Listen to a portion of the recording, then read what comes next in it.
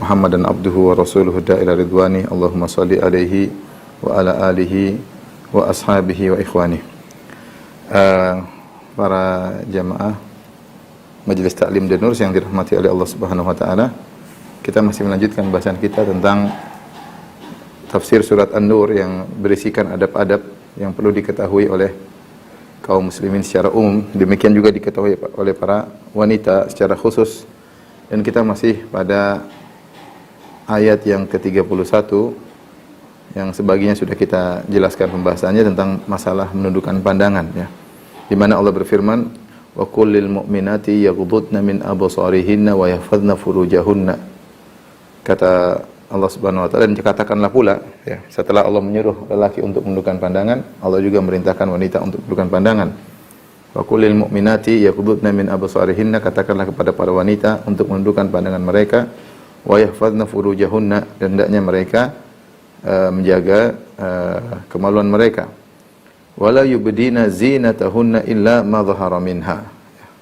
Selanjutnya ini yang belum kita bahas. Allah Subhanahu wa taala berfirman, wala yubdina, dan janganlah mereka menampakkan perhiasannya kecuali yang biasa tampak darinya. Wala yubdina zinatahunna illa ma dhahara minha. Perhatikan di sini Allah berfirman, wala, ini penting bagi para ibu-ibu untuk mengetahui hal ini. Wala yubdina zinatahunna illa ma dhahara minha.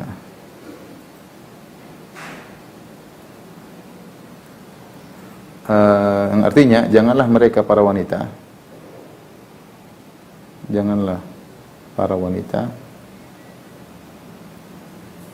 memperlihatkan, yubdin itu memperlihatkan atau menampakkan, memperlihatkan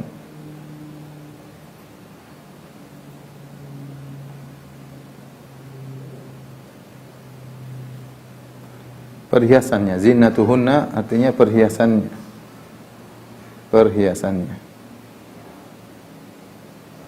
Illa ma dhahara minha, kecuali perhiasan yang nampak. Kecuali perhiasan yang nampak. Tapi ini perintah bagi para ibu-ibu, para wanita untuk tidak menampakkan perhiasannya. Illa ma dhahara minha, kecuali perhiasan yang nampak. Di sini ada khilaf di kalangan para ulama, bahkan di kalangan para sahabat. Apa yang dimaksud dengan zina yang illa ma dhahara minha, yang biasa nampak, ya, kecuali yang biasa tampak darinya. Perhiasan yang biasa tampak darinya, tentang makna perhiasan yang tampak atau biasa tampak darinya. Pendapat pertama, jadi Ibnu Mas'ud radhiyallahu taala anhu, pendapat Ibnu Mas'ud, yang dimaksud yang boleh diperlihatkan kepada, maksudnya ini diperlihatkan perhiasan yang biasa tampak darinya, yang boleh diperlihatkan kepada selain mahram.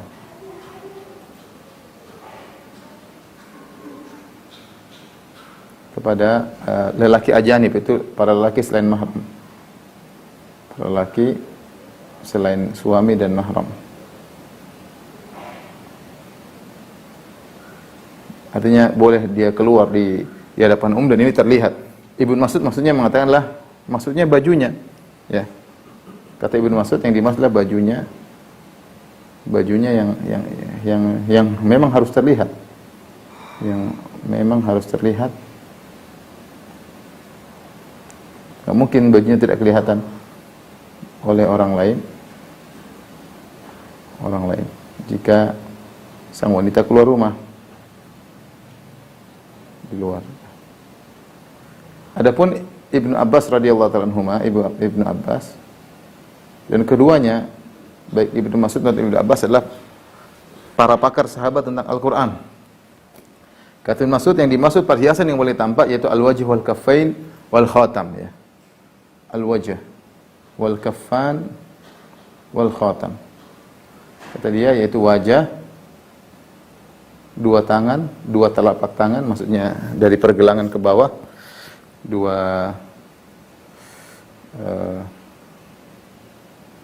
dua tangan, maksudnya dari pergelangan hingga ke ujung jari. Jari, dan dia menyebutkan seperti cincin. Ini boleh, ya. Kalau gelang sudah di pergelangan di pergelangan tangan tidak. Tapi kalau ini apa ya, pergelangan tangan ini. Namanya al-kaf. Al-kaf itu ini dari sini pergelangan tangan sampai di bawah ya, namanya pergelangan tangan ya. Ini lengan bawah, lengan atas ya. Jadi ini yang disebut oleh Ibnu Abbas. Sehingga dari sini kita tahu bahwasanya para ulama khilaf tentang makna perhiasan yang boleh dilihat dari wanita yang dilihat oleh lelaki yang bukan mahram ya. Mana yang lebih kuat? Wallahu a'lam bishawab. Ini Ibnu Mas'ud punya dalil yang kuat, Ibnu Abbas juga punya dalil yang kuat ya. Tapi kalau ditinjau dari bahasa, ya, jika ditinjau dari bahasa, jadi kalau menurut Ibnu Mas'ud, wajah dan tangan juga harus tutup.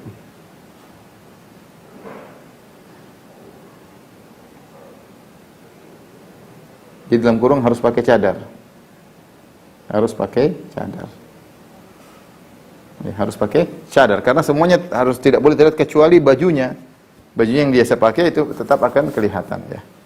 Tapi jika ditinjau dari bahasa, dari segi bahasa,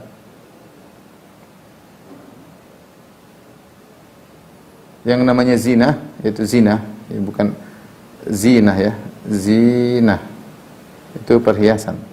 Bukan zina, tapi zina, perhiasan, i-nya panjang. Secara bahasa, perhiasan itu adalah atau perhiasan sesuatu bukanlah bagian dari sesuatu tersebut, tetapi dia perkara yang luar yang ditempelkan pada sesuatu tersebut, bukanlah bagian dari sesuatu tersebut. Tapi perkara luar, tapi benda lain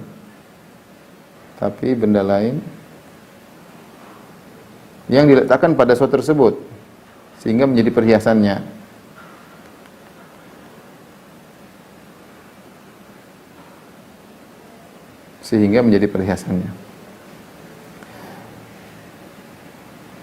Contohnya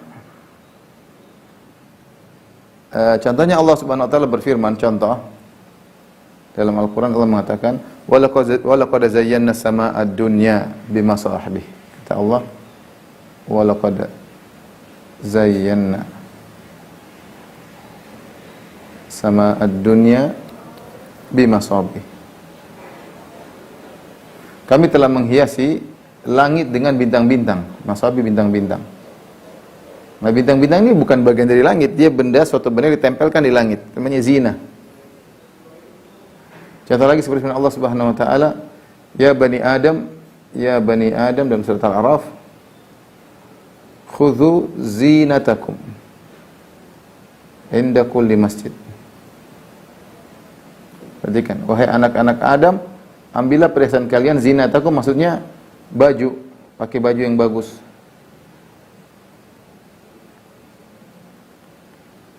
Kalau kita meninjau di sisi bahasa, maka ini menguatkan pendapat Ibnu Mas'ud ya. Ya, menguatkan pendapat Ibnu Mas'ud. Karena kalau Ibnu Abbas ketika dikatakan perhiasan, ma dhahara minhu, dia mengatakan adalah wajah, kedua tangan dan cincin, yaitu seakan-akan perhiasan itu adalah tubuh wanita itu sendiri. Ya, Ibnu Abbas ini seakan-akan namanya perhiasan wanita adalah tubuh wanita itu sendiri.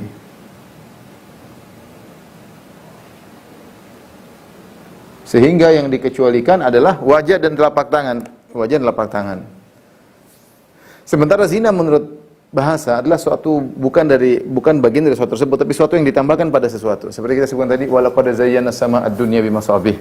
Sungguh kami telah menghiasi langit dengan bintang-bintang. Bintang-bintang bukan dari langit, tapi dipasang di langit-langit. Sehingga dalam hal ini pendapat Ibnu Mas'ud cukup kuat ya, yang mengatakan bahwasanya Yang boleh dilihat hanyalah bagian luar baju, ya, adapun wajah dan tangan hendaknya ditutup. Ala kulli hal, ini ada khilaf di kalangan para ulama tentang wajah apakah harus ditutup, apakah boleh dibuka.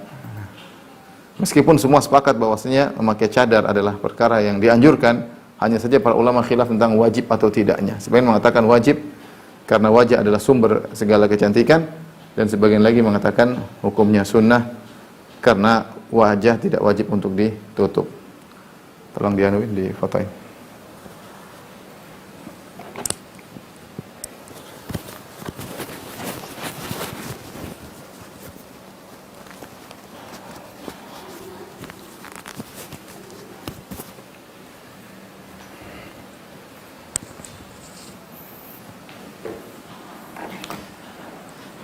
Baik, kita lanjutkan. Allah Subhanahu wa taala berfirman setelah itu, ya. Jadi kalau kita lihat dari sini, ya, maka Allah ketika mengatakan illa ma dhahara minha wala yubdina zinatahunna illa ma dhahara minha, kata Allah illa ma dhahara minha, tidak boleh menampakkan kepada lelaki yang bukan mahram dan bukan suami kecuali perhiasan yang zina yang biasa nampak, sehingga perlu bagi zinatul mar'ah, perhiasan wanita terbagi dua.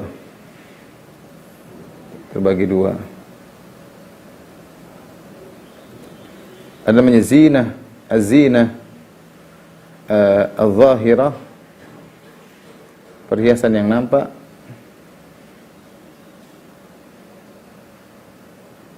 Ini boleh diperlihatkan, boleh dilihat oleh selain suami dan mahram. Ini boleh. Lelaki asing boleh, gitu. Maksudnya lelaki asing. Lelaki asing boleh melihat. Yang kedua disebut dengan az-zina al-khafiyah. Az-zina al-khafiyah, atau mereka bilang al-batinah, perhiasan tersembunyi.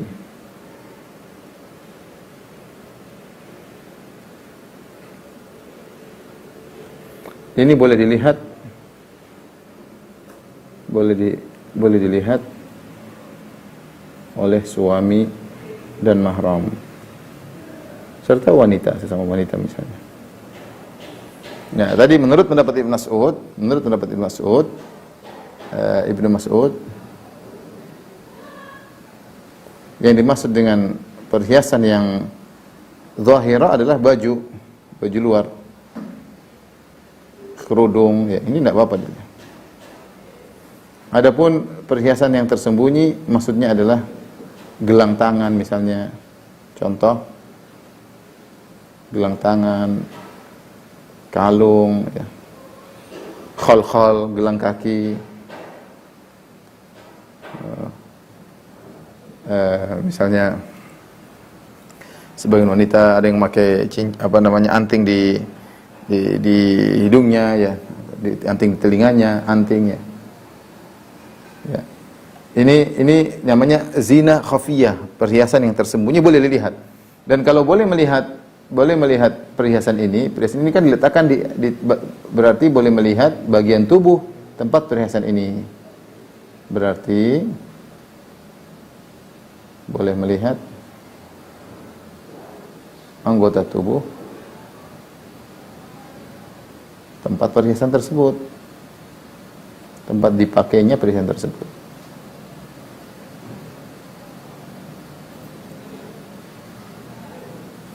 Artinya apa? Ketika zina yang khafi, yang tersembunyi, seperti kalung dipakai leher, berarti boleh lihat leher. Gelang tangan, ya, berarti boleh pakai lihat lengan tangan bawah, lengan tangan atas, ya. Pakai anting, ya, boleh, ya. Dan seperti itu. Ini namanya zina al-khafiyah, ya, zina al-khafiyah. Tapi kalau menurut Ibnu Abbas, ya, sudah kita sebutkan Ibnu Abbas, bahwasanya yang dimaksud dengan zina yang zahirah, zina yang nampak, adalah tadi wajah, kedua tangan. Ingat ya, kedua tangan maksudnya pergelangan tangan sampai jari, pergelangan tangan dan cincin ya. Karena apa? Kalau jari boleh dilihat berarti cincin boleh dilihat. Karena cincin pakainya di ini. Sini boleh ya. Boleh. Ini konsekuensi dari Allah mengatakan ma dhahara minha, berarti ada zina yang nampak, berarti ada zina yang tersembunyi. Nah, zina tersembunyi ini boleh dilihat ya, dilihat oleh suami dan mahram ya. Ini yang Allah sebutkan setelahnya. Suami dan mahram yang Allah sebutkan dan lain-lain ya. Yang Allah sebutkan dalam ayat. Kita bacakan. Kata Allah Subhanahu wa taala setelah itu, wala yubdina zinatuhunna illa ma dhahara minha. Dan janganlah mereka menampakkan perhiasan mereka kecuali yang biasa nampak. Tadi ada khilaf kita sebutkan. Karena Allah melarang wanita untuk berias kemudian keluar di luar. Kata Allah, wala tabarrujna tabarrujal jahiliyatil ula. Janganlah para wanita keluar bertabarruj seperti orang wanita zaman jahiliyah yang mereka menampakkan aurat mereka ya. Kemudian setelah itu Allah berfirman, wal yadribna bi khumurihinna ala juyubihinna. Wal yadribna, hendaknya mereka menurunkan dan hendaknya mereka menutupkan kain kudung ke dadanya. Kain kudung ke dadanya juyubihin. Wal yadribna bi khumurihinna ala juyubihin, dan hendaknya mereka meletakkan kain kerudung di leher mereka. Sudah, Bin?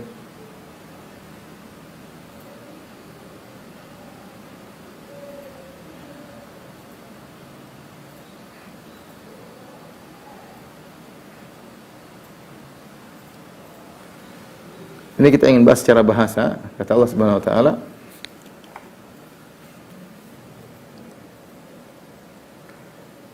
wal yadribna bi khumurihinna ala juyubihin.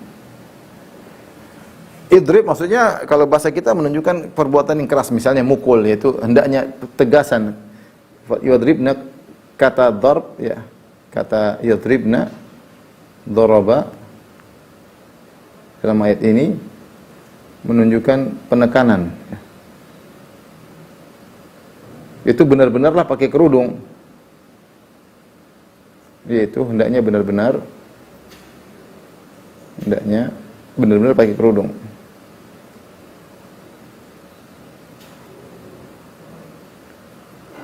Kemudian kata Allah Subhanahu wa taala, hendaknya dia melemparkan, yadribnya itu dia menjatuhkan atau melemparkan bi khumurihinna, yaitu kain kerudung atau kain khimar. Khimar itu penutup kerudung. Ala juyubihin. Juyubihin ini juyub, jaib itu ini. Ini jaib. Jadi tempat pakaian kalau seorang wanita pakai kain baju kurung, di situ kan ada terbuka lehernya di sini.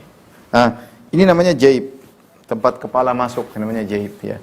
Jadi Allah menyuruh agar meletakkan kain supaya menutup daerah leher. Karena ini namanya jaib, disuruh tutup oleh Allah Subhanahu wa taala. Wal yadribna bi khumurihinna ala juyubihin. Hendaknya dia jatuhkan kainnya di lehernya. Berarti menunjukkan dada tertutup. Nah, cara melakukannya ada dua khilaf di kalangan para ulama. Cara itu maksudnya apa nih kalau juyubihinna itu? Ini apa namanya? Kera leher ya.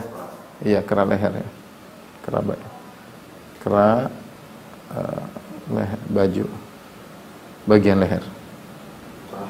Kerah ya, kerah baju bagian leher. Ini ditutup. Nah, adapun caranya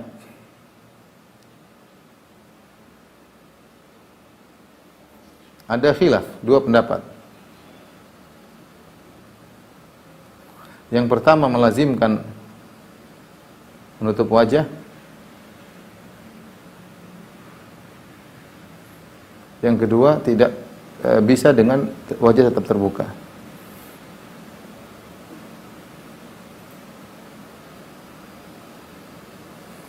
Jadi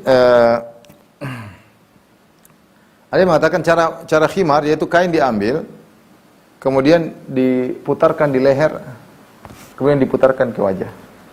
Jadi wajah tutup, kemudian leher tutup. Dari situ wajah tetap kelihatan. Tapi tertutup adalah kepala, jatuh. Karena Allah mengatakan jatuhkan dari atas. Berarti kan taruh dulu gini, jatuh dulu dari atas. Setelah itu baru nutup. Ini seperti dilakukan oleh wanita Indonesia, banyak seperti itu. Jadi baju atau wanita ketika bertemu dengan mereka seperti jadi ada kain kerudung taruh di atas. Kemudian dia taruh ke bawah, kemudian dia tutup leher. Sehingga dikatakan telah menjatuhkan kain dari atas dan menutup juyub. Ini melazimkan wajah terbuka. Ini pendapat sebagian ulama. Pendapat yang lain mengatakan maksudnya juyubihinna, maksudnya tutup dari atas, jatuhkan kain dari atas. Sehingga semua dada tertutup. Dan itu melazimkan bahwasanya melazimkan bahwa wajah adalah hendaknya ditutup. Dan ini pendapat sebagian ulama ya. Dalil menunjukkan pemahaman para sahabat ya, bahwasanya wajah ditutup. Ayat ini wal yadribna bi khumurihinna ala juyubihinna, hendaknya mereka menjatuhkan kain kerudung mereka untuk menutupi leher-leher mereka, melazimkan bahwasanya wajah tertutup. Ini pendapat para sahabat wanita, Ketika turun ayat ini dalam Sahih Al-Bukhari, ketika turun ayat ini wal yadribna bi khumurihinna ala juyubihinna, hendaknya para wanita menutupkan khimar-khimar mereka ke dada-dada mereka, maka para sahabat mengatakan fasyaqqaqna murutahunna fakhtamarna bihi. Kata Aisyah radhiyallahu taala anha bahwasanya para wanita pun merobek izar mereka, sarung mereka, kemudian fakhtamarna bihi, mereka pun ikhtamar dengan baju tersebut. Kata Ibnu Hajar, ai ghattainahunna wujuhahunna, yaitu mereka menutup wajah mereka.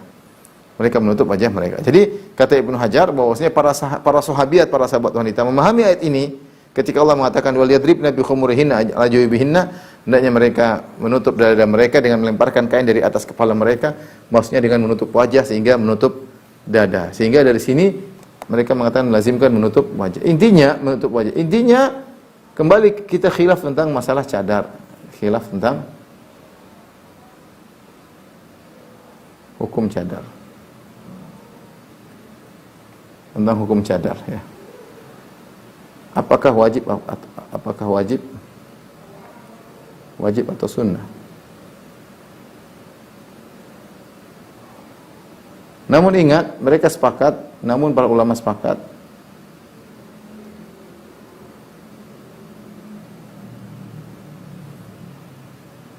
bahwa memakai cadar lebih afdal. Baik, pertama sepakat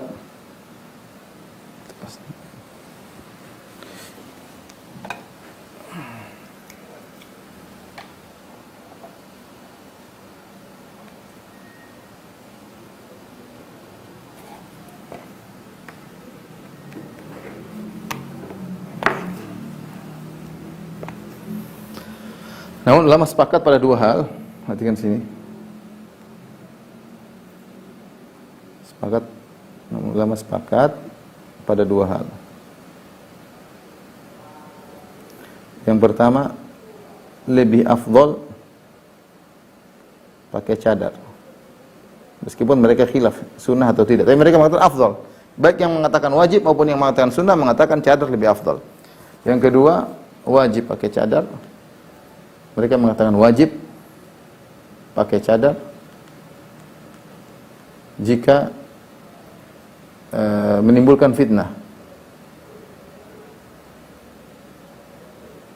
Kalau wanita tersebut wajahnya membuat fitnah para laki karena terlalu cantik, harus pakai cadar. Ya, itu banyak diucapkan oleh bahkan ulama yang mengatakan cadar hukumnya sunnah, tapi jika wanita tersebut wajahnya terlalu cantik menimbulkan fitnah para laki, maka hendaknya dia pakai cadar. Kalau terlalu cantik menimbulkan fitnah. Ada wanita yang biasa, yang cantiknya benar-benar luar biasa cantik, maka hendaknya dia memakai cadar. Wallahu a'lam bishawab. Ini dua pendapat. Dan ini juga dalil bahwasanya ketika Allah mengatakan hendaknya menutup kerah baju bagian leher, berarti leher adalah aurat. Tidak boleh dilihat. Ya, karena Allah menyuruh untuk meletakkan, berarti leher ini hukumnya adalah aurat. Leher hukumnya adalah aurat. Baik. Kita lanjutkan. Setelah itu Allah mengatakan wala yubdina zinatahunna, Allah ulangi lagi, wala yubdina zinatahunna, dan janganlah mereka menampakkan perhiasan mereka illa li bu'ulatihinna. Ini sudah kan?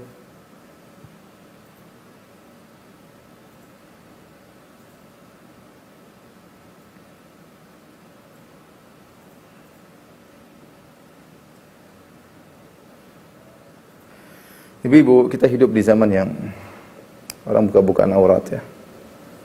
Yang menjalankan sunnahnya sedikit. Orang menjalankan sunnah kal qabidina 'alal jamrah, seperti orang berpegang dengan bara api. Ya. Penuh kesabaran, sabar. Sebelum kita menjalankan sunnah Nabi, ajaran Nabi SAW mulai ditinggalkan. Di mana Nabi mengatakan badal Islam ghariban fasayudu ghariban kama bada. Islam mulai dengan asing dan akan kembali asing sebagaimana dia mulai. Orang yang menjalankan sunnah Nabi dianggap asing, dianggap aneh, dianggap tidak mengikuti perkembangan zaman, dianggap tidak tidak fleksibel, tidak macam-macam ya. Tapi ya hidup cuma sekali. Seorang yang spekulasi dalam kehidupan ini berusaha untuk menjalankan ajaran Allah dengan sebaik-baiknya. Kata Allah Subhanahu wa taala setelah itu, wala yubdina zinatahunna illa li bu'ulatihinna, dan seterusnya ya, ila akhirih. Kata Allah, dan janganlah dia menampakkan perhiasannya. Janganlah para wanita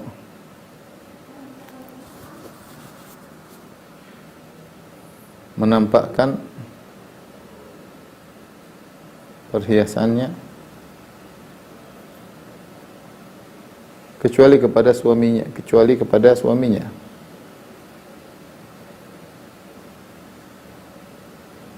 atau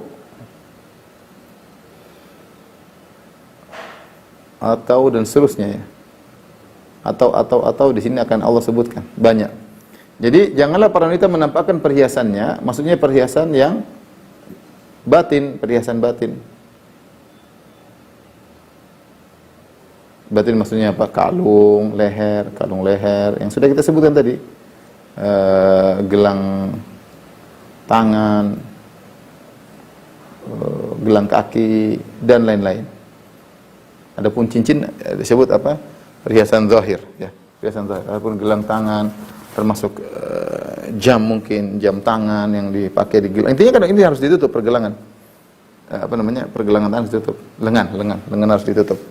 Yang boleh terbuka pergelangan sampai bawah menurut pendapat Ibnu Abbas radhiyallahu taala anhuma. Kecuali kepada suaminya, ya.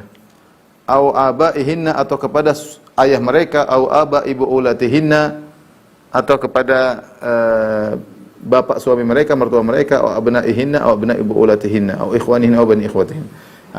Ketika itu Allah mengatakan kecuali kepada suaminya, nomor satu suaminya. Atau kita sebutkan. Siapa yang dikecualikan? Ini yang dikecualikan boleh melihat.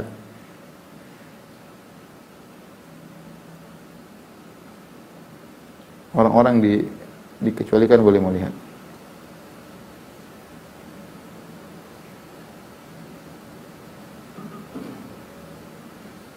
Boleh melihat perhiasan batin. Di antara yang pertama adalah, ya, siapa saja? Yang pertama adalah ayah. Suami. Suami tentunya bukan cuma lebih dari itu, bukan hanya boleh melihat perlihatan batin, bahkan boleh melihat sekujur tubuh. Suami bahkan boleh melihat sekujur tubuh.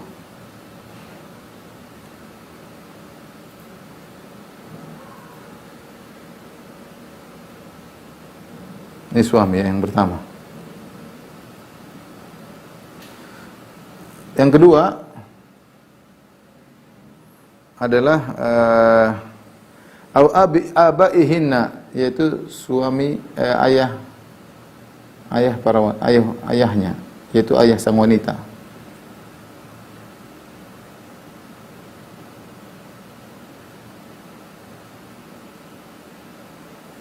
Ayah sang wanita. Dan ini mencakup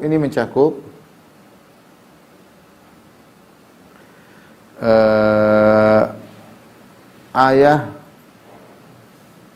dan kakek, baik dari sisi ayah ayah maupun dari sisi ibu.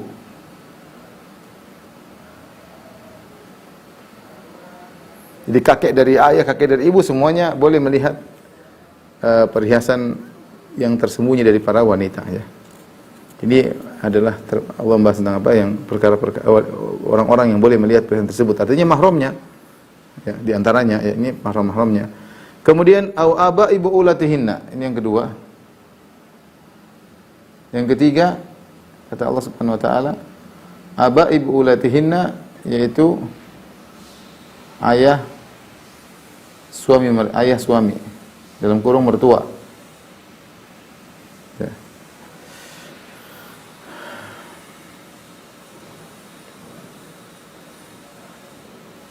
Ini mencakup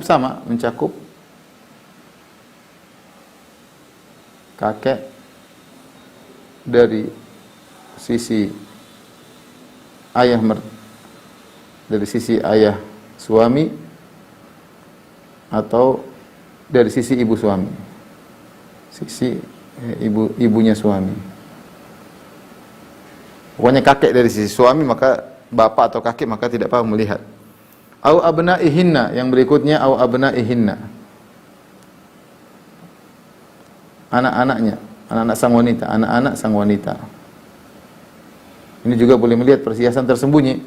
Ini mencakup anak sang wanita, anak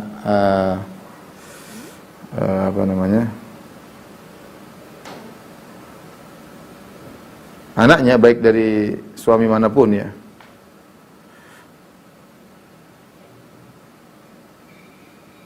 Ya, atau anak-anak sang wanita tentunya boleh.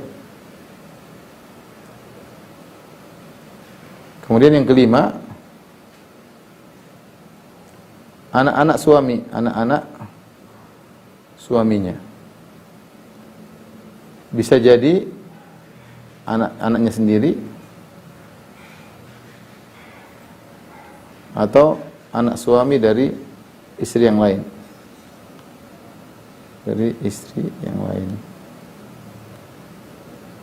Ya, itu juga mahram. Misalnya kita menikah dengan seorang wanita menikah dengan seorang laki-laki itu kemudian bawa anak bawaan. Nah, anak bawaan itu boleh melihat istri bapaknya karena mahram ya.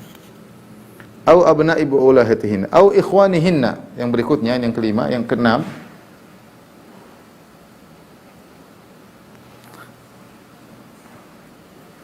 au ikhwanihinna, yaitu saudara-saudaranya, yaitu saudara laki-lakinya, dan ini mencakup kandung, seayah seibu, saudara-saudara kandung, atau seayah atau seibu. Ini semua merupakan mahram, jadi boleh melihat perhiasan batinnya ya. Kemudian au abnaihinna au ikhwanihinna, saudara-saudaranya, au bani ikhwanihinna, yang ketujuh, anak-anak laki-laki, putra-putra saudara laki-lakinya, putra-putra saudara lelakinya. Maksudnya ponakan. Ini maksudnya ponakan laki. Au bani ikhwanihinna, putra-putra saudara laki-lakinya. Sama laki-lakinya, baik saudara sekandung maupun seayah. Maksudnya saudara kandung seayah atau seibu, kalau punya laki-laki boleh melihat aurat sang perhiasan yang tadi, perhiasan batin. Yaitu yang tangan, kemudian leher, kaki, itu boleh. Kemudian juga ini tadi yang keenam, yang ketujuh. Yang kedelapan ya. Putra-putra saudari wanitanya, putra-putra saudarinya, yaitu perempuan. Sama, ini juga ponakan laki-laki dari saudari perempuan. Ini juga boleh melihat. Au bani akhwatihinna, au nisaihinna. Kemudian yang kesembilan, wanita-wanita mereka, au nisaihinna, yang sembilan, wanita-wanita mereka. Nah, ini ada khilaf karena Allah mengatakan au nisaihinna. Itu nisa wanita-wanita mereka. Apa maksudnya wanita mereka di sini? Ada khilaf.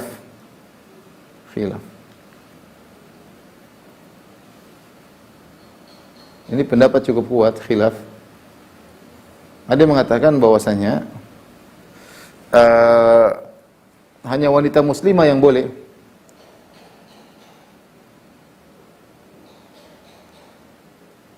Yang boleh. Adapun wanita kafir tidak boleh.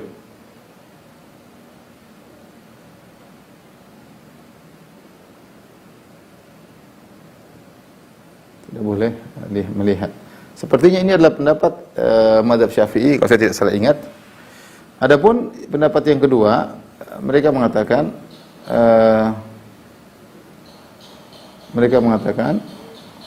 au nisa'ihinna, maksudnya jenis wanita secara umum, mencakup wanita kafir.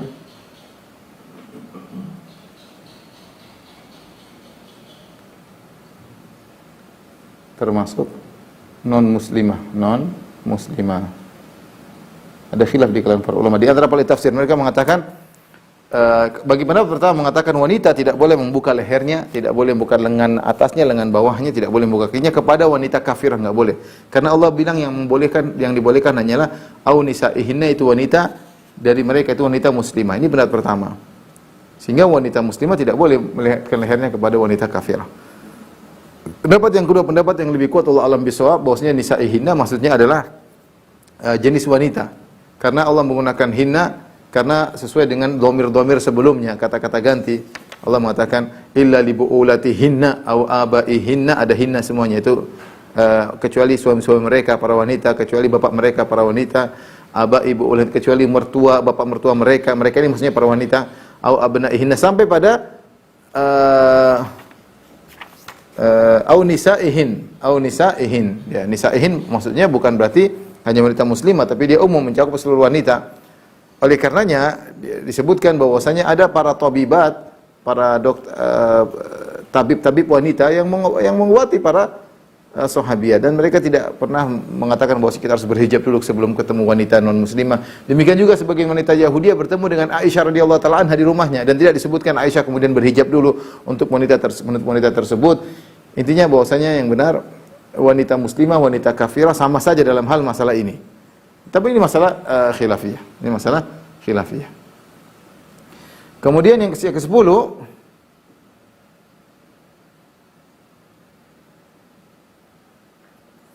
kata Allah Subhanahu wa ta'ala, "Au ma malakat aymanuhunna", atau budak-budaknya.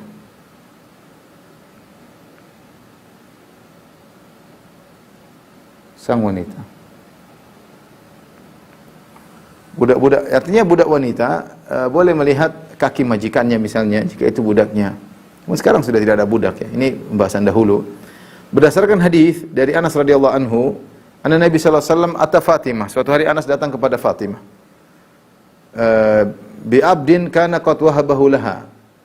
Nabi memberikan hadiah kepada Fatimah seorang lelaki budak.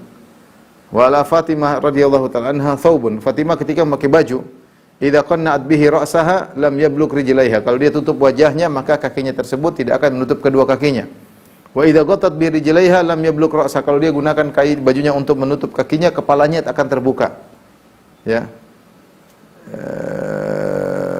Falamma ra'a Nabi sallallahu alaihi wasallam ma talqa, qala, tatkala Nabi melihat kondisi Fatimah, kata Nabi sallallahu alaihi wasallam, innahu laisa alayki ba'sun innama huwa abuki wa gulamuki. Tidak ada masalah meskipun terlihat kepalamu atau terlihat kakimu, enggak ada masalah, karena yang masuk menemui adalah ayahmu dan juga budakmu. Ini adalah bahwasanya budak boleh melihat yang nampak dari majikannya berupa wajah, berupa tangan, berupa kaki. Tidak jadi masalah. Tentu ini masalah khilaf, tapi ini pendapat yang kuat bahwasanya budak demikian. Kemudian kata Allah Subhanahu wa taala, awit tabi'ina ghairi ulil irbati minar rijal. 11. Atau di sini terjemahnya, atau pelayan laki-laki yang tidak punya keinginan terhadap wanita.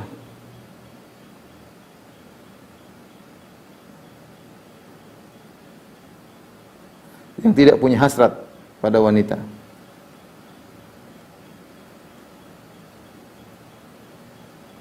Mereka boleh melihat leher, melihat kaki sebagaimana mahram, tetapi ingat mereka ini bukan mahram. Ini ada yang mengatakan maksudnya lelaki yang tidak punya syahwat, atau lelaki yang bencong yang tidak bisa melihat, tidak punya syahwat sama perempuan sama sekali, atau lelaki yang pelayan yang ikut sana, ikut suatu kaum makan ikut situ, maka seperti ini boleh dia melihat aurat majikannya. Artinya aurat dalam sisi itu wajah, tangan, kaki, seperti yang biasa dibuka ketika di rumah. Karena mereka adalah para lelaki yang ghaili uril irbati minar rijal, tidak punya hasrat. Jadi tidak jadi masalah. Kemudian Allah mengatakan juga awitifil ladzina lam yadhharu ala auratin nisa. Yang ke-12, anak-anak laki-laki yang tidak ngerti tentang aurat, yang tidak ngerti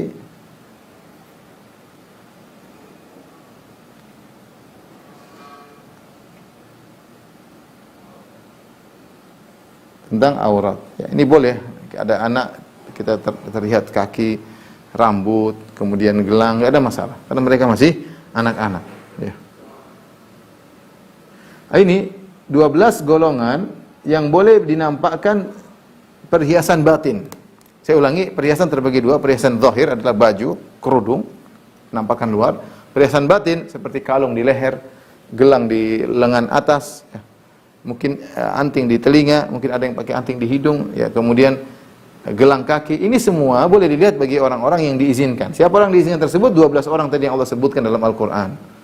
Ini kalau di antaranya mahram, di antaranya orang yang tidak berhasrat, seperti anak-anak yang tidak ngerti tentang aurat, enggak ada masalah. Ya, tidak ada masalah. Seperti laki-laki pelan-pelan yang tidak punya hasrat sama wanita, tidak jadi masalah. Ini semua boleh melihat aurat wanita. Kemudian setelah itu Allah berfirman,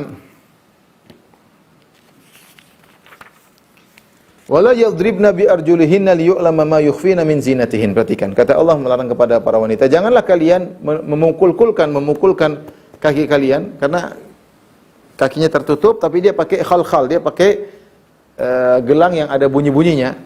Kemudian dia pukul-pukulkan, kata Allah, jangan kalian pukulkan supaya orang tahu kau sedang pakai gelang kaki. Ini sudah bin? Perhatikan.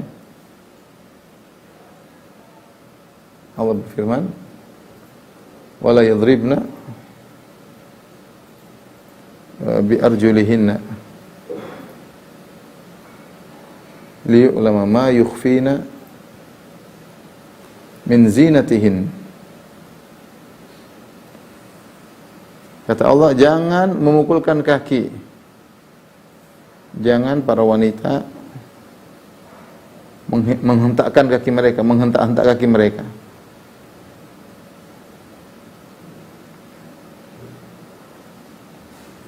Untuk agar orang yang untuk memperlihatkan, untuk mendengarkan perhiasan yang mereka sembunyikan.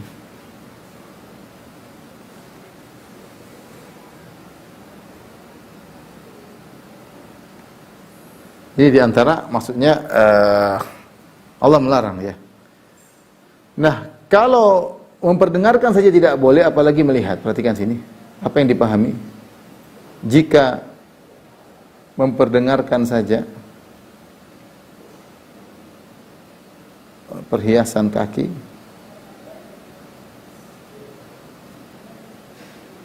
tidak boleh, apalagi memperlihatkan kakinya.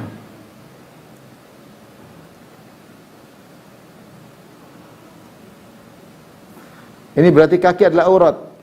Kaki adalah aurat. Kalau pergelangan namanya gelang kaki, biasanya kan dia molor sampai di tulang setelah dari betis terus namanya gelang tuh molor sampai dia nyantol di mata kaki, ya, di tulang kaki, ya. Tidak boleh diperdengarkan. Tidak boleh diperdengarkan. Kalau bunyinya saja, tidak melihat bentuknya tapi sekedar bunyinya saja, tidak boleh, apalagi melihat kakinya. Karena setan akan memberi hiasan. Kalau seorang laki mendengar, laki bisa saja timbul syahwat, dia mendengar ibu bunyi, tertarik dia untuk menghayalkan kaki wanita tersebut, ya. Apalagi memperlihatkan kaki, maka tidak diperbolehkan. Dari sini kata para ulama, wanita, sebenarnya mengatakan wanita yang memakai sepatu hak tinggi, yang runcing, sehingga kalau dia berjalan bunyi tak tak tak tak tak, itu juga tidak boleh. Dan semua gerakan wanita, perbuatan wanita yang menarik perhatian, yang orang jadi berhasrat dengan kalam perkataan yang lemah lembut, baju yang digoyang-goyang, ini semua tidak boleh. Semua tidak diperbolehkan. Makanya di makruh azan wanita tidak boleh. Karena kalau mendayu-dayu tidak boleh. Ya. Jangankan suara wanita, suara perhiasan aja di kaki yang tertutup, cuma dia pakai bunyi kering kering kering, kering itu tidak diperbolehkan oleh Allah. Liyu'lama ma yukhfina min zinatihin. Setelah itu Allah mengatakan wa tubu ilallahi jami'an. Allah tutup, kata Allah, wa tubu ilallahi jami'an ayyuhal mu'minun la'allakum tuflihun. Bertobatlah kalian seluruhnya, bertobatlah. Seluruhnya. Seluruh kalian. Ayyuhal mu'minun, wahai orang yang beriman, la'allakum tuflihun, semoga kalian beruntung.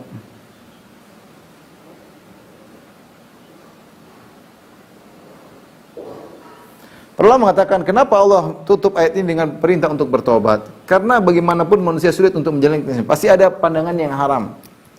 Pasti. Wanita apalagi pasti ada terlihat sebagian lengannya, sebagian kakinya. Tidak taat kepada Allah Subhanahu wa taala. Maka hendaknya seorang menutup dirinya dengan bertaubat kepada Allah. Karena dia belum tentu bisa menjalankan ayat ini. Kita laki-laki suruh tundukkan pandangan, sulit kita nonton berita, lihat ceweknya terbuka auratnya, terbuka rambutnya, terbuka tangannya. Kita nonton YouTube, terkadang iklan wanita terlihat kemenorannya dan macam-macam. Semua ini tidak bisa kita hindari. Maka Allah mengatakan di akhir ayat, bertobatlah kepada Allah Subhanahu wa taala. Ya, bertobatlah kepada Allah Subhanahu wa taala. Dan ini kata Syekh Utsaimin rahimahullah, ketika Allah menyuruh untuk bertobat, dalil bahwasanya mengumbar pandangan adalah dosa yang Allah perintahkan untuk bertobat. Karena Allah bicara tentang masalah pandangan. Wa qul lil mu'minina yaghuddu min absarihim, katakanlah kepada para laki untuk menundukkan pandangan mereka. Wa qul lil mu'minati yaghuddu min absarihim, katakanlah kepada para wanita untuk menundukkan pandangan mereka. Kemudian dan jangan menampakkan perhiasan mereka kecuali kepada 1, 2, 3 sampai 12. Allah mendahulukan menjaga mata daripada menjaga kemaluan, karena mata adalah awal dari terjerumus dalam perzinahan. Kalau seorang tidak melihat, dia tidak akan berhasrat untuk berzina. Tapi gara-gara dia melihat, maka hasratnya timbul, akhirnya terjerumus dalam perzinahan.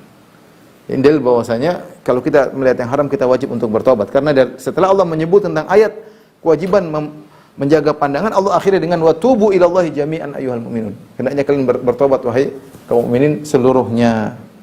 Ya. Sebagaimana Nabi sallallahu alaihi wasallam senantiasa bertobat kepada Allah Subhanahu wa taala. Nabi sallallahu alaihi wasallam mengatakan, "Ya ayuhan nas, tubu ila Allah, fa inni atubu fil yaum ilaihi mi'ata marrah." Wahai manusia sekalian, bertobatlah kepada Allah, sungguhnya aku bertobat kepada Allah 100 kali. Ya. Dalam hadis yang lain, "Wallahi inni la astaghfirullah wa atubu ilaihi fil yaumi aktsar min 70 marrah." Demi Allah, aku bertobat kepada Allah dan aku beristighfar kepada Allah sehari lebih dari 70 kali. Ya, seorang sadar dia punya kekurangan. Kita ini kenapa perlu bertobat? Karena kita kurang bisa menghindarkan diri dari larangan Allah Subhanahu wa taala. Kita masih melihat yang haram. Kemudian juga di antaranya kita masih kurang pandai bersyukur kepada Allah Subhanahu wa taala. Banyak kewajiban yang belum tentu bisa kita kerjakan, sehingga kita ini wajib untuk bertobat. Wajib bertobat, dan tobat adalah keperluan harian karena kita sering bermaksiat kepada Allah, terutama di zaman sekarang, di zaman medsos ya. Dan yang bisa menundukkan pandangan hanyalah orang beriman. Makanya Allah mengatakan, "Qul lil mu'minina yaghuddu min absarihim." Perhatikan, "Qul lil mu'minina yaghuddu min absarihim." Barang siapa mengerti bahasa Arab, dia tahu yaghuddu adalah majzum. "Qul lil mu'minina yaghuddu min absarihim." Katakanlah kepada kaum mukminin agar mereka tundukkan pandangan, berarti ada fi'il syarat, misalnya, "Qul lahum ghuddu yaghuddu absarahum." Yaghuddu min absarihim. Seakan-akan Allah berkata, wahai Nabi, katakanlah kepada orang beriman, tundukkanlah pandangan mereka, otomatis yaghuddu min absarihim. Hanya orang yang beriman, yang imannya kuat, yang mampu, yang bisa menjalankan perintah ini. Menundukkan pandangan, yang yakin akan hari kiamat bahwasanya Allah Subhanahu wa taala mengetahui matanya dan Allah akan minta pertanggungjawaban apa yang dia lihat. Seluruh yang dilihat akan dimintai pertanggungjawaban. Makanya larangan untuk mengumbar perintah untuk menundukkan pandangan didahulukan daripada perintah untuk menjaga kemaluan. Karena pandangan ini cakupannya luas, orang bisa melihat macam-macam. Dan pandangan bisa kemudian membuat orang berkhayal dalam hatinya tentang sesuatu. Ya, Syekh Ibnu Qayyim mengatakan seorang melihat sesuatu bisa jadi sesuatu tersebut seperti berhala yang kemudian hatinya selalu ya wukuf selalu perhatian terhadap hal tersebut. Jadi dia pikir melulu, dia bayangkan, dia khayalkan, sehingga memakan waktu yang banyak. Lama-lama actionnya menuju pada perzinahan. Orang yang menundukkan pandangan, maka Allah akan, kata Ibnu Qayyim rahimahullah dalam kitab Jawabul Kafi, Allah akan berikan cahaya dalam hatinya. Allah akan buat dia firasat, sehingga dia bisa membenarkan mana yang benar dan mana yang batil. Manfaat untuk menundukkan pandangan. Orang yang menundukkan pandangan, maka Allah akan berikan kebahagiaan dalam hati. Dia merasa dekat dengan Allah Subhanahu wa taala. Dan ingat bahwasanya mata adalah corong yang paling cepat untuk merusak hati seseorang. Dan melihat langsung masuk ke dalam corong. Sehingga Ibnu Qayyim mengatakan, jika kemudian kita melihat yang haram dan corong, kotoran sudah masuk dalam hati seorang, maka hati tersebut menjadi seperti sampah, tong sampah, banyak kotoran dia lihat, yang haram-haram dia lihat. Masuk semua hati jadi tong sampah, sehingga tidak bisa menerima iman lagi cahaya Allah. Susah, ini bahaya. Seorang senantiasa beristighfar kepada Allah. Jangan biarkan hatinya rusak gara-gara pandangan yang dia umbar. Baik, mungkin sampai sini saja ya. Oh, ada satu tambahan, kenapa tidak disebutkan paman ya? Kita tahu di antara 12 orang tersebut tadi kita sebutkan yang boleh melihat aurat, Allah tidak menyebutkan paman. Padahal paman-paman juga boleh melihat aurat ponakannya, artinya melihat bukan besar tapi maksudnya leher yang zina yang tersembunyi tadi. Leher, tangan yang biasa terbuka ketika sedang di rumah. Karena paman adalah mahram. Kenapa tidak disebutkan paman? Ada beberapa pendapat, ada yang mengatakan karena paman seperti ayah. Yang enggak perlu disebutkan, ketika sudah disebut ayah sudah mewakili paman. Ayah boleh melihat, berarti paman juga boleh melihat. Kemudian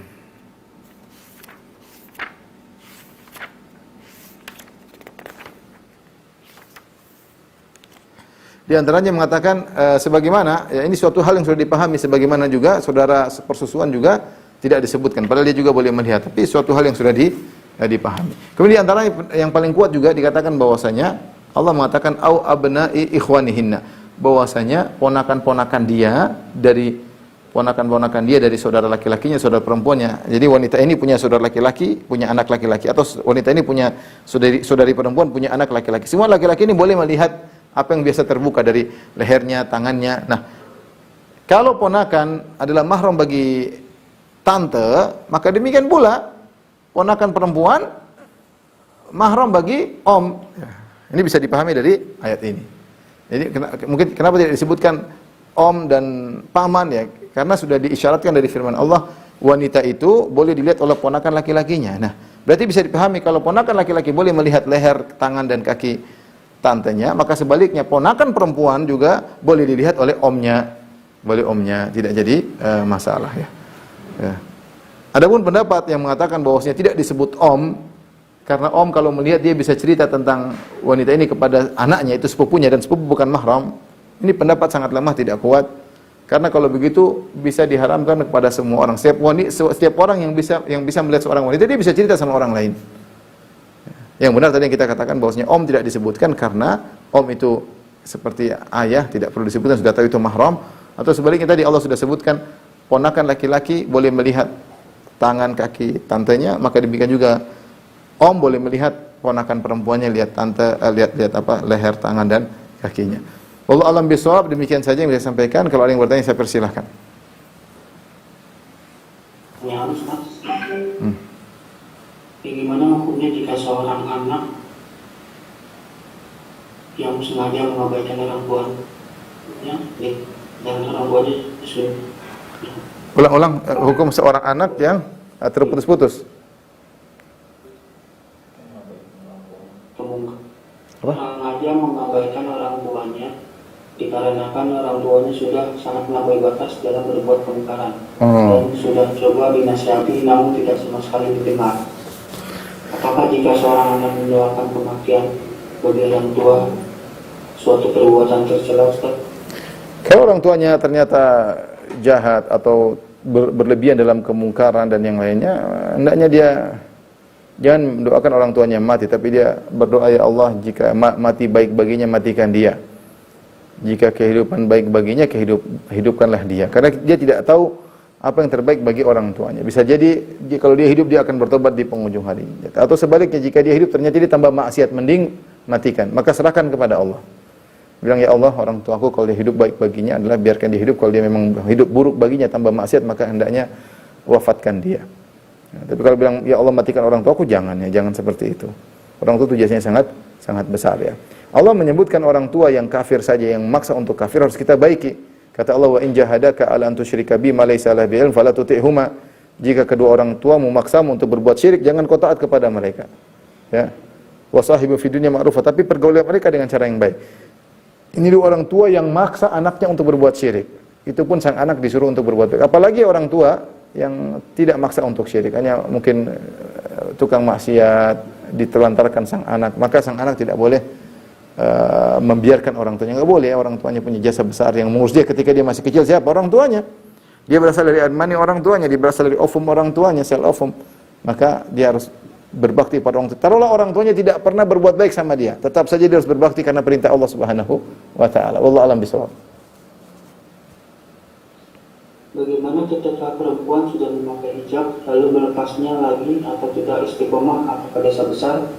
Lalu bagaimana jika perempuan kerjaannya sebagai content creator dengan memperlihatkan mukanya, apakah diperbolehkan?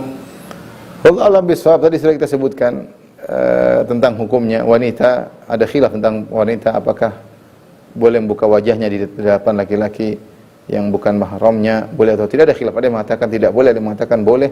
Tapi wanita bagaimanapun lebih baik adalah bercadar, itu lebih baik. Apalagi yang tersebut memiliki keindahan wajah, cantik, manis ya. Bisa ambil, bukan malah dia pamerkan fotonya di medsos, dilihat oleh semua orang, dia pamerkan fotonya di grupnya untuk dilihat oleh semua orang. Jangan. Kalau Anda cantik, lagi suami bilang kamu cantik banget, ya jangan. Kita jaga diri, jaga pandangan lelaki agar lelaki tidak kita bikin dosa kepada dia. Karena dia melihat wajah kita ya. Ini terutama, tapi intinya memakai cadar ada khilaf dan semua sepakat sunnah, hanya khilaf wajib atau tidak. Tapi kalau wajah wanita memang menimbulkan fitnah karena dia cantik. Kalau orang tahu dia cantik atau tidak, seorang tahu dirinya cantik atau tidak, kalau dia tahu dirinya cantik bisa menimbulkan fitnah, maka jangan. Allah alam bishawab. Jika kita melihat kemungkaran yang dilakukan suami, yaitu suka menyimpan minuman keras dalam jumlah yang cukup banyak, bagaimana sikap kita yang harus dilakukan istri? Subhanallah. Apakah harus membuang semua walaupun suami akan marah? Apakah karena sudah kita ingatkan di lisan tidak pernah dihiraukan? Allah musta'an. Kalau main hukum itu harta suami, kita cuma sayang pada nasihat, tidak boleh kemudian membuang dengan tangan kita, bukan harta kita ya. Nasihati suami, berulang-ulang berdoa kepada Allah agar membuka hatinya. Diskusi, ingat anak-anak jangan sampai begini, dampaknya pada diri kita, dampaknya pada anak di kemudian hari. Jangan sampai anak jadi pemabok di kemudian hari, lihat bapaknya tukang jual atau tukang minum minuman keras ya. Ingatkan dengan kata-kata yang lembut sambil berdoa. Allah alam biasa. Adapun membuang khamar tersebut, ini bisa, saya rasa mungkin bisa lebih frontal lagi, suaminya bisa ngamuk dan lebih parah. Allah alam biasa.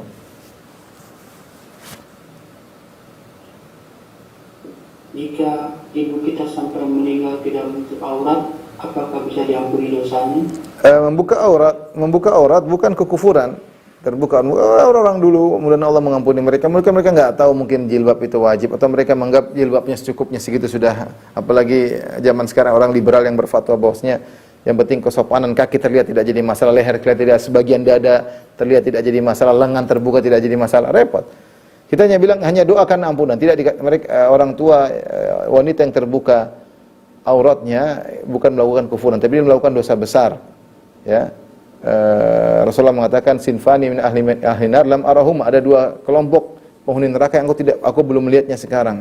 Yang pertama orang-orang yang memegang cemeti kemudian mencambuk orang lain. Yang kedua nisaun kasiyatun ariyatun, yaitu wanita yang berpakaian tapi telanjang, yang berlenggak-lenggok. Di antara tafsiran pakaian tapi telanjang itu pakaiannya berpakaian tapi aurat-auratnya banyak terbuka. Ya, intinya membuka aurat itu adalah dosa besar. Tapi kalau orang tua kita meninggal dalam kondisi ini, kita tinggal berdoa kepada Allah semoga Allah mengampuni orang tua kita semua. Allah alam bisawab. Untuk pakaian wanita yang sesuai syariat, apakah harus gamis atau setelan panjang menutup aurat sampai di bawah lutut? Yang penting kalau dia pakai rok tidak harus sampai bawah lutut. Yang penting pakai rok. Jadi masalah kalau dia pakai celana maksudnya celana panjang sehingga terlihat belahan kakinya. Kalau itu dia harus pakai sampai di bawah. Tapi kalau dia di bawah pakai rok, maka di atas tidak perlu harus sampai mana-mana, tidak perlu. Ya, sudah cukup ya. Di bawah dada sudah cukup ya. Ya, kalau dia bisa sampai ke bawah, sampai ke, mohon maaf maksudnya pantatnya ke bawah, lebih bagus tentunya. Ya, tapi kalau dia sudah pakai rok sudah baik, maka tidak harus sampai ke bawah. Yang penting dia tertutup auratnya. Wallahu a'lam bishawab. Ada yang bertanya langsung mungkin? Itu. Iya, ada beberapa yang... Ya, coba Mbak Sri, silakan Mbak Sri.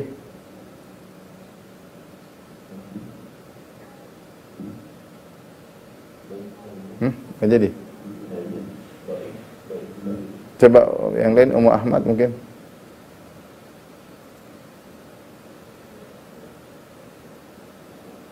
Nggak jadi juga. Oh, nggak jadi semua. Waalaikumsalam. Siapa ini? Ya, silakan. Bismillahirrahmanirrahim, Ustaz, ini di luar tema. Kalau ketika kita mau nazar sama seorang laki-laki, apakah butuh mahram di samping kita, Ustaz? Kalau itu perlu pembicaraan lama, maka sebaiknya ada mahram. Artinya ada suatu yang menemani sehingga karena tidak boleh berkhalwat berdua-duaan. Tapi kalau ternyata misalnya tidak ada mahram, maka hendaknya di ruangan terbuka, misalnya pertemuan di mana, tapi ya atau ditemani oleh beberapa akhwat, tidak harus ada mahramnya. Kalau memang ada butuh pertanyaan yang akhwat-akhwat ibu-ibu lain yang menemani. Tapi kalau mau ngobrol berdua ya harus ada mahramnya karena dilarang berdua ya. Tapi kalau ada mahram itu yang terbaik. Kalau tidak ada maka ditemani oleh wanita-wanita yang amanah yang kemudian menemani wanita tersebut. Kalau memang darurat ya nggak ada mahramnya mungkin luar kota atau tidak bisa datang luar negeri, sulit, maka tidak mengapa wanita tersebut ditemani oleh wanita-wanita yang bukan wanita yang remaja-remaja, tidak, tapi wanita ibu-ibu, ummahat-ummahat yang mengatur permasalahan, kemudian dia boleh dinazar oleh lelaki tersebut. Wallahu a'lam bishawab. Demikian saja kajian kita Majelis Taklim dan Durus. Insyaallah kita lanjutkan pada pertemuan berikutnya. Kurang lebih mohon maaf. Wabillahi taufiq wal hidayah. Assalamualaikum warahmatullahi wabarakatuh. Waalaikumsalam.